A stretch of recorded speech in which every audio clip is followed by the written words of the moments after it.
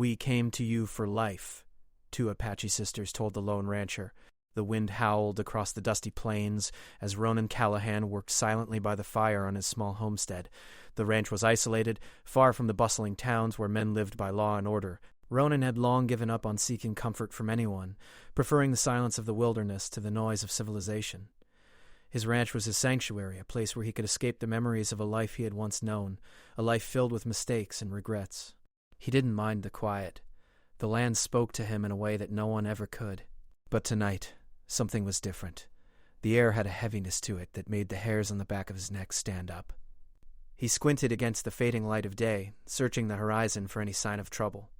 There were no storm clouds in sight, but the stillness had an unnatural quality to it. Then he heard the horses. At first it was just the sound of distant hooves, but they grew louder faster. Ronan stood up, his eyes narrowing as he peered into the twilight. He wasn't sure who it could be. Few people ever came this far out. His hand went instinctively to the revolver holstered at his side, though he didn't expect to need it. He hadn't used the gun in years, and it felt like a weight he no longer wanted to carry. But he didn't live this far out without learning how to defend himself. The riders appeared over the ridge, two of them. Both women. They were silhouetted against the pale orange sky, and for a moment they seemed almost like ghosts, strange and otherworldly. The women rode like they had been born to the saddle, moving with a grace and purpose that Ronan couldn't ignore. The first was taller, her long dark hair flowing behind her like a river of ink. Her face was hard, her eyes sharp and full of fire. Taya, he assumed, judging by the way she handled the horse, confident, direct, like someone used to living in a world where every moment counted. The second woman was smaller, almost delicate in comparison. She rode with a quieter strength, her expression softer, though it was clear she had seen her share of hardship. Etched, Ronan thought, as his eyes locked onto hers. The younger woman's eyes, though weary, held a depth of knowledge, a story untold, perhaps, but one that had shaped her more than she cared to reveal. They rode up to the ranch without hesitation, as if they had been expected. Ronan didn't move at first, watching them with a steady gaze. When they finally reached the edge of the firelight, Taya spoke first. "We came to you for life," she said, her voice steady but filled with an undeniable urgency. Ronan didn't say anything at first. He simply studied them, taking in their worn clothing and the thin layer of dust that coated their faces. He had seen enough of the world to know that they weren't just travelers lost in the wilderness. They were running from something. "You're far from home," Ronan said finally, his voice low and guarded. He didn't trust easily, and something about these two made him uneasy. "Home is far behind," Taya replied, her tone hard. "We've come to you because we have nowhere else to go." Etched, the younger sister, looked down at the ground, her face pale. She was clearly struggling, but Ronan didn't mention it. He was no healer, and she didn't look like she had the strength to survive much longer without help. "What do you need?" Ronan asked. He wasn't one to offer charity, but something about their presence felt different, like it was fate, or perhaps coincidence, that had brought them to his door tonight. "We're being hunted," Taya answered bluntly, "by men who will stop at nothing to destroy us. They've already taken everything from our people, our land, our families, our way of life." She paused, her eyes flashing with the anger of someone who had lost it all. "They're after us now, and we need your help to survive." Ronan's brow furrowed, but he didn't say anything. He had heard rumors of such things, corporations and government agencies interested in the Apache lands and their genetic secrets, but he had stayed out of that fight long ago. He had his own demons to battle. Etched's voice broke through the silence, weak but steady. "Please, we don't know where else to turn. We're not asking for much. Just a place to rest. Just enough time to heal." Ronan glanced between them. The two sisters were a stark contrast to one another. Taya's hard, determined gaze was matched only by Etched's quiet vulnerability. It was clear they were connected, not just by blood, but by a bond forged in survival. For a moment, Ronan considered turning them away. The trouble they brought with them could drag him into something he had spent years trying to avoid. But as he looked at the two women, something inside him shifted. He had lived too long alone. Maybe it was time to stop running. "Come inside," he said, his voice gruff. "You can stay the night. I'll see what I can do to help." Taya nodded curtly, and the two women dismounted. Ronan took a step back, allowing them to enter his small, humble cabin. It was nothing special, just a place to sleep and a place to work, but it was enough, for now. Once inside, Ronan set about building up the fire again. The warmth from the flames filled the room, pushing back the chill of the night. He didn't know what tomorrow would bring, but for the moment he allowed himself to be swept up in the rhythm of his familiar routine. Taya and etched sat by the fire, speaking in low voices. Ronan couldn't understand their language, but he could tell they weren't from this part of the world. The way they moved, the way they carried themselves, everything about them was different, and yet, in some strange way, it felt right. Like they belonged here, even if only for a night. As the night stretched on, etched began to show signs of fatigue. She leaned against Taya, her eyes closing slowly. Taya glanced at Ronan, her gaze sharp and assessing. "She needs rest," she said. "She's sick." "The men chasing us, they did things to her. Things no one should have to endure." Ronan nodded slowly. He had heard of such things, experiments, genetic manipulation, all for profit. But it was one thing to hear about it in whispers, and another to see it up close. "Let me see what I can do," he said, though he knew there was little he could offer. He wasn't a doctor, just a rancher. But he could tend to their wounds and offer shelter for as long as they needed. As the fire crackled, Ronan found himself deep in thought. He hadn't expected to be caught up in someone else's fight, especially not one as dangerous as the sisters' struggle. But there was something about them, something that spoke to the part of him that had always longed for a purpose beyond just surviving. The night wore on, and the world outside seemed to grow quieter, as though the very land was holding its breath. Ronan couldn't shake the feeling that this was just the beginning, that the danger the sisters had brought with them was far from over, and somehow he knew that his life would never be the same again. The fire crackled in the hearth as the hours stretched on, and Ronan sat in silence, his thoughts drifting. He glanced over at Taya, who sat across from him, keeping a watchful eye on her sister etched, who slept soundly beside her. Her breathing was shallow, but at least she was resting now. Her face still carried the marks of exhaustion, a thin layer of sweat coating her forehead despite the chill in the room. Ronan had given her water, but it seemed like it wasn't enough. There were no doctors out here, no one who could truly help her. He was just a rancher, a man who had once worked the land and tended cattle, not a healer. But there was something about etched's quiet pain that stirred something inside him. He couldn't leave her like this. He had to try to do something. He rose from his chair and stepped over to the stove, pulling down a jar of herbs he had collected over the years. He wasn't sure if it would do much, but it was all he had. He boiled water and added the herbs, hoping to make something that could ease etched's suffering. Taya watched him as he worked. "You don't have to do this," she said, her voice calm but sharp. There was a guardedness in her eyes that Ronan had already noticed. She was a woman who trusted few, and even fewer got close to her. Ronan could see the weight she carried, the responsibility for her sister, the guilt of running, the fear of being hunted. Ronan didn't respond right away. Instead, he poured the herbal tea into a small cup and gently lifted etched's head. Her eyes fluttered open for a moment, and she looked up at him with a weak, grateful smile. "Drink," Ronan said softly. "It'll help." She nodded slowly, her hands trembling as she took the cup from him. She sipped carefully, as though every drop of liquid might be precious. The tea was bitter, but it did seem to settle her, at least for the moment. Taya didn't speak as she watched, but Ronan felt the weight of her gaze. It wasn't one of gratitude, but of calculation. She was studying him, deciding whether she could trust him with their lives. "I know this is a lot to ask," Taya finally said, breaking the silence. "But we need more than just your help. We need to get away from here. We can't stay out in the open. The men chasing us, they won't stop until they find us." Ronan glanced at the door as if expecting someone to knock, but the silence outside remained undisturbed. "Where are they coming from?" he asked, his voice steady but laced with curiosity. He had heard whispers about the corporations and their ruthless greed, but he hadn't seen it firsthand, until now. Taya's eyes darkened, and she leaned forward, her tone dropping to a near whisper. "They're from a place called Exocorp. They've been after our people for years. They want what we carry. What our people have, it's something they can use to create the next generation of soldiers, weapons, genetic experiments.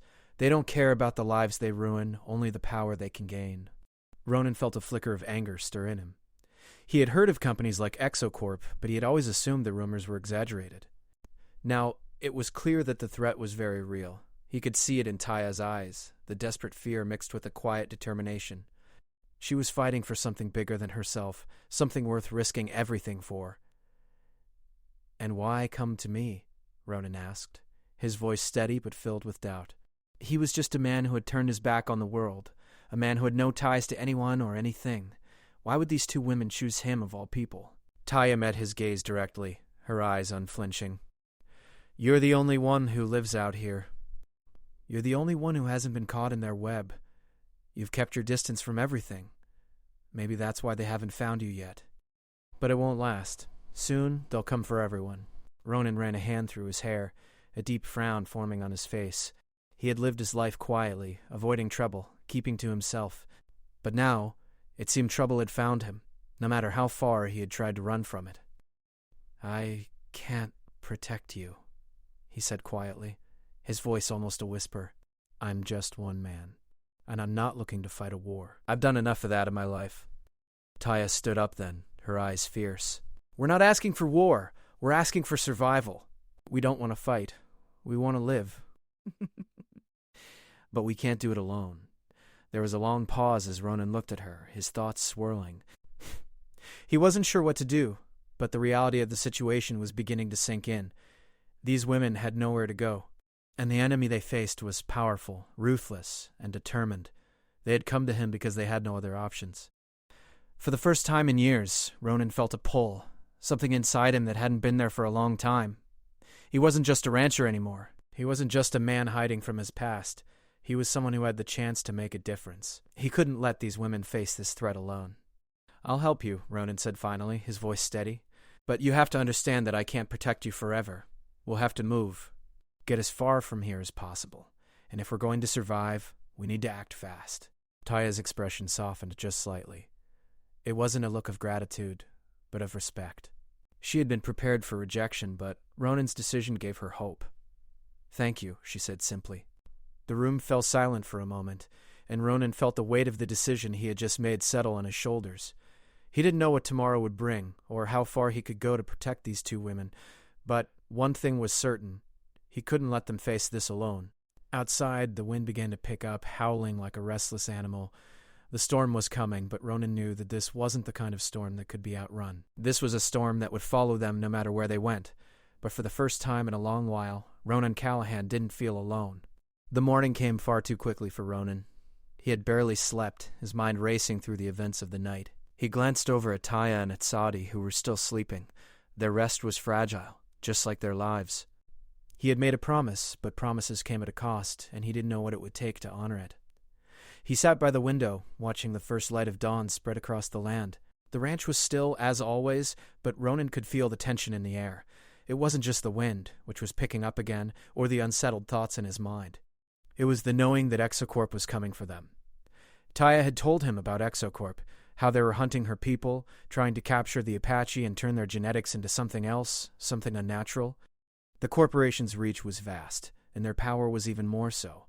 But it wasn't the power of money or weapons that worried Ronan most.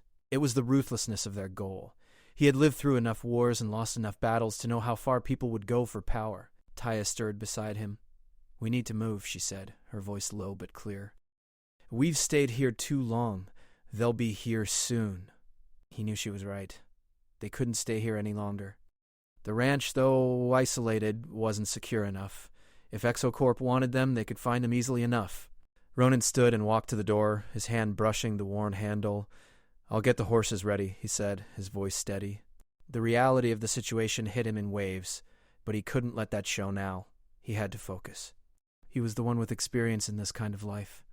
The one who knew how to survive in the wild, in isolation. It was time to put that to use. As Ronan stepped outside, the cool morning air hit his face, a welcome change from the stuffy cabin. He took a deep breath, savoring the silence of the land. But that silence wouldn't last. He knew it. And so did the two women inside. Ronan led the horses out, checking their saddles and securing their gear. He had everything they would need for the journey. Water, blankets, food. They would need to move fast and keep a low profile. There were too many risks involved in staying too long in one place. He had already been followed once in his life. He wouldn't let it happen again. When Taya and Atsadi emerged, they were ready. Aya was always ready, her face hard with determination, but Ronan noticed that Atsadi was slower than usual. She winced as she walked, and Ronan saw the way she held her side.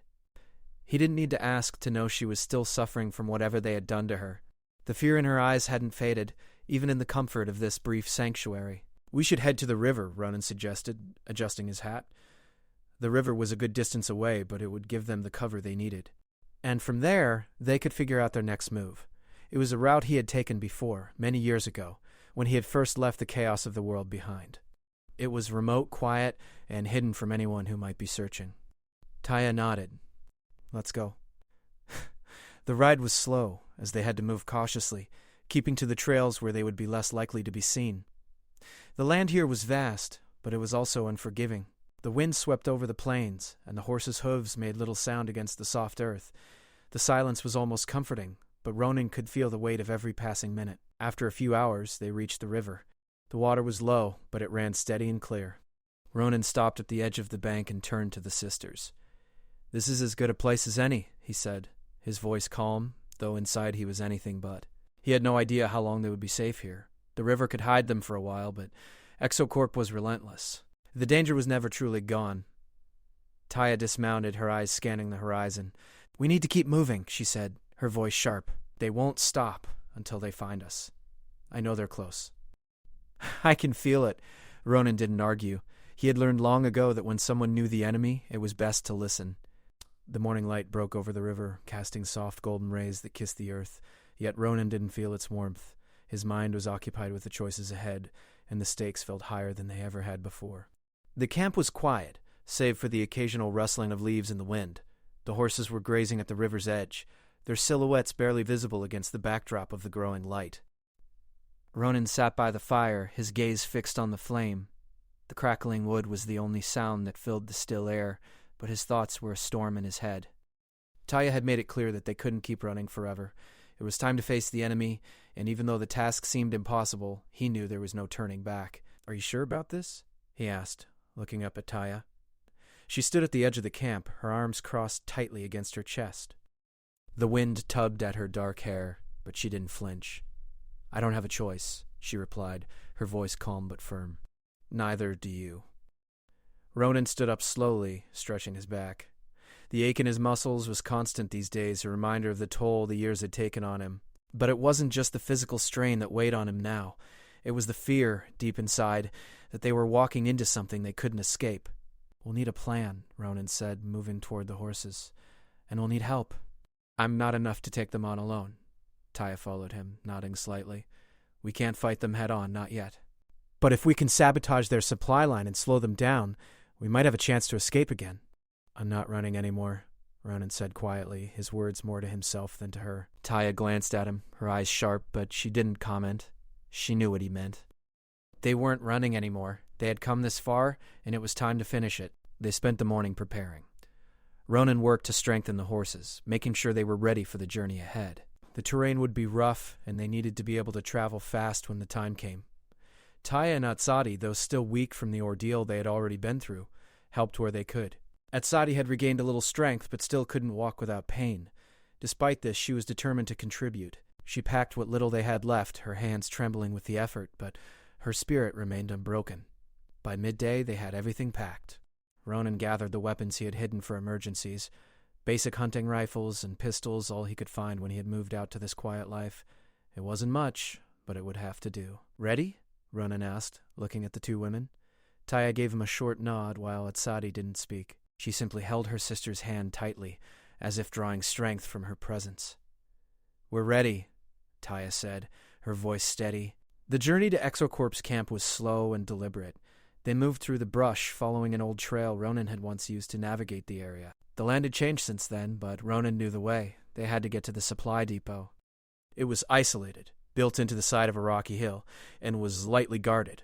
If they could destroy the supply depot, they would cripple the corporation's ability to chase them down for a while.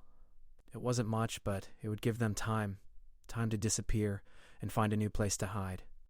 By the time they reached the outskirts of the enemy camp, the sun was beginning to set. The shadows stretched long, hiding them in the fading light. Ronan motioned for the group to stop, and they crouched low behind some rocks, keeping their distance from the camp. From here, they could see the outlines of the structures and the movement of guards patrolling the perimeter. "2 guards on the left, 1 on the right," Ronan whispered, studying the camp. "I'll take the left. You 2 get the right. We need to move fast." No noise. Taya nodded, her eyes narrowing with focus. Etched didn't speak, but the determination in her eyes told Ronan that she was ready. The quiet of the moment was unnerving, but Ronan didn't let himself linger on the unease. He rose from behind the rocks and made his way toward the 2 guards on the left. With careful steps he approached, silent as a shadow. When he was close enough, he drew his pistol and aimed for the guard closest to him.